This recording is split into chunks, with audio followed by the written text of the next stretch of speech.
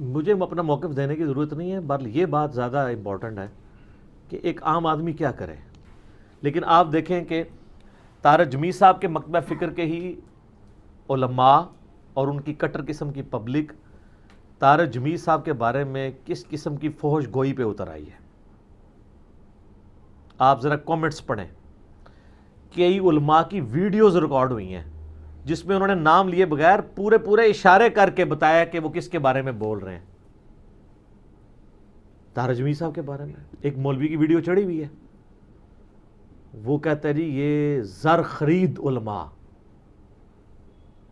ٹھیک ہے، نام نہیں لیا طارق جمیل صاحب کا، لیکن آسٹریلیا کے ٹور، ظاہر ہے وہ ادھر ہی گئے ہیں، آسٹریلیا تو وہی گئے ہیں، ان کو گورنمنٹ ٹور لگاتی ہے، کرتے کرتے وہ پھر اس کو اس ایکسٹریم پہ لے کے اینڈ پہ کہتے ہیں ہمیں تو یہ بھی شک ہے ان کے اندر ایمان بھی ہے کہ نہیں، اسلام سے ہی باہر نکال دیا.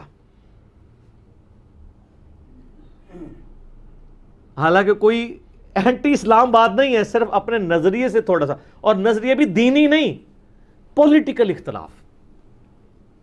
طارق جمیل صاحب کو پتا پچھلے دنوں تقریباً 1-1.5 مہینے کے ٹور پہ کینیڈا آسٹریلیا وہاں گئے ہوئے تھے. تو یہ 17 اکتوبر کو ان کی واپسی ہوئی ہے. آج 20 اکتوبر ہے نا 2019. تو اسی دن ہی میری ان سے بات ہوئی فون پہ. تو میں نے کہا شیخ صاحب آپ کے خلاف جو ہنگامہ کھڑا ہوا ہے آپ نے دیکھا ہے ویڈیوز کے اندر؟ تو کہتے ہیں ہاں میں نے دیکھا ہے. میں نے کہا یہ تو مطلب آپ کو ایمان سے بھی فارغ کیے بیٹھے میں. تو کہنے لگے میرا موقف وہی ہے جو میں نے ویڈیو میں ریکارڈ کروا دیا. پھر انہوں نے کلیریفیکیشن بھی، آپ کو پتا ہے ایک ویڈیو ان کی چڑھی ہیں 2-3 جس میں انہوں نے کہا کہ میں کوئی پی ٹی آئی جوائن کرنے کے لیے نہیں آپ کہہ رہا، میں تو ایک حکمران کی ایک چیز کی اچھی چیز کی تعریف کی ہے. اس کا یہ مطلب نہیں ہے کہ اس کی حکومت میں اگر کوئی برے کام ہو رہے ہیں تو ان کو میں آن کر رہا ہوں. تو اس میں خود طارق جمیل صاحب نے ویڈیو میں کہا کہ مجھے اتنی گالیاں کھانی پڑی ہیں کہ آج سے پہلے کبھی نہیں گالیاں کھانی پڑی. تو سر یہ گالیاں طارق جمیل صاحب کو بریلوی، اہل حدیث اور شیعہ نے دی ہے، خود دیوبندیوں نے دی ہیں جو ان کے مکتبہ فکر کے ہیں. تو میں نے طارق جمیل صاحب سے کہا کہ جی آپ یہ اندازہ لگائیں آپ کہ آپ مجھے تو کہتے ہیں علماء کے بارے میں نرم رہیں، ٹھنڈے رہیں، تو آپ سے زیادہ تو نرم اور ٹھنڈے ہی کوئی نہیں تھا.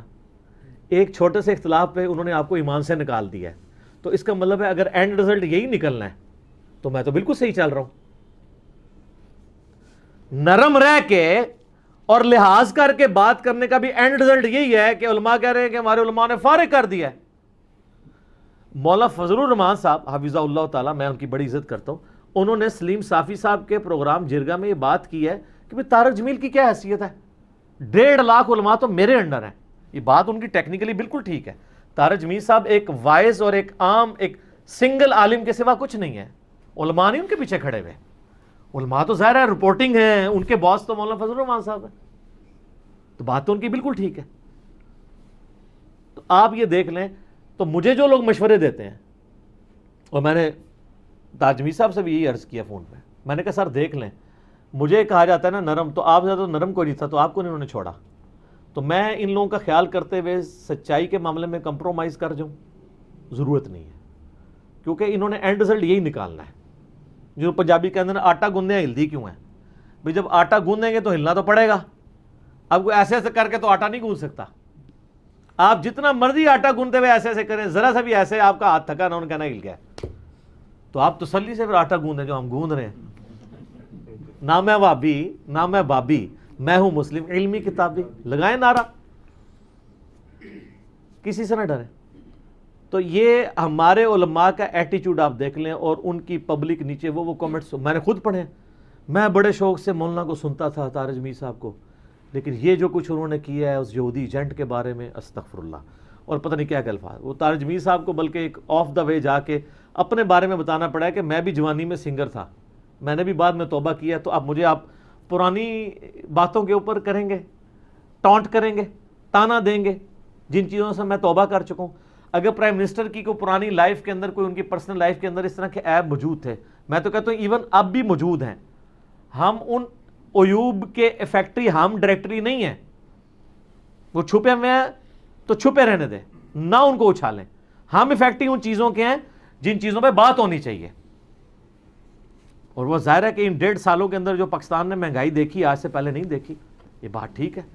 प्राइम मिनिस्टर को तो रात को नींद नहीं पड़नी चाहिए जो मुल्क का बेड़ा गर्क हो चुका हुआ है। इन बातों के ऊपर बात करें ना, आप करैक्टर को क्यों उछालते हैं? जो जेन्युइन पॉइंट है उनके ऊपर बात करें। आप इस तरीके से करैक्टर को उछालेंगे फिर ज़ाहिर है फिर दूसरों को भी मौका मिलेगा। तो वो कट्टर लोग नीचे लिख रहे हैं कि जी हम बड़े शौक से सुनते थे, बस अब हमने क्रॉस लगा दिया, अब इसको नहीं सुनना। और फिर रही सही कसर उलमा ने निकाल दिया, उन्होंने भी क्लिप बना दी हैं कि जी मौलाना फजल रहमान साहब परेशान ना हो, ये जो ज़र खरीद और दुनियादार उलमा हैं जो हुकूमती पैसों पे इस तरह के फतवे देते हैं, और उन्होंने कहा ये 3-4 बंदे हैं, एक का नहीं कहा, वो 3-4 अगर आप गिनती पूरी करें ना तो उसमें पहले 2 में मौलाना तारिक मीर साहब आ जाएंगे, क्योंकि और तो कोई आई नहीं है। अब बाकी कुछ मैदान अमल में आना शुरू, यानी जो बकौल उनके मैं बात कर रहा हूँ।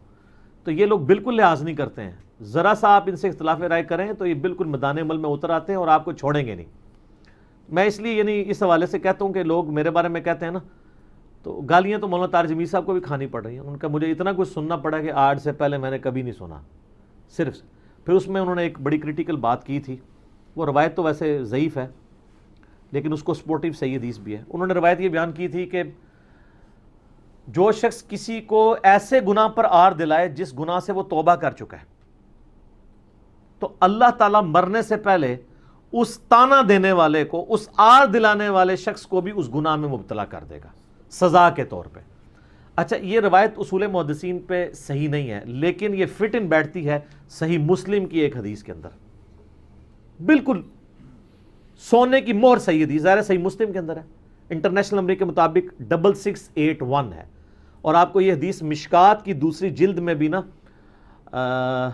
अल्लाह ताला का जो नामों का जिक्र और इस्तिग़फ़ार वाला जो चैप्टर है उसमें भी आपको पहली फसल में ये हदीस मिल जाएगी मुस्लिम शरीफ के हवाले से 6681 कि नबी सल्लल्लाहु अलैहि वसल्लम ने फरमाया कि अगले ज़मानों में एक शख्स था, उस शख्स ने कहा अल्लाह की कसम फ़लाँ शख्स को अल्लाह कभी भी माफ़ नहीं करेगा, वो इतना गुनहगार है। ओए होए होए, अल्लाह ताला ने फरमाया ये कौन शख्स है जो मेरे बिहाफ पे कस्में उठा के किसी गुनहगार के लिए ये कह रहा है कि मैं उसे नहीं माफ़ करूँगा? ये तो अल्लाह का इख्तियार है। और इस किस्म की स्टेटमेंट्स कौन देते हैं? जिनको तकवे का हैज़ा हुआ होता है। दाढ़ी वाले बगैर दाढ़ी वालों के बारे में स्टेटमेंट दे रहे होते हैं। क्यों दे रहे होते हैं? उनको हैज़ा हो जाता है ना तकवे का।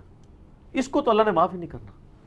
तो सही मुस्लिम के अल्फाज हैं कि नबी सल्लल्लाहु अलैहि वसल्लम ने फरमाया, अल्लाह ताला ने फरमाया कि ये शख्स कौन है जिसने इतनी जुर्रत की है, तो अब मेरा ये फ़ैसला है कि मैं उस गुनहगार को बख्शता हूँ और इसके सारे अमल ज़ाया करता हूँ। सही मुस्लिम इंटरनेशनल नंबर के मुताबिक 6681।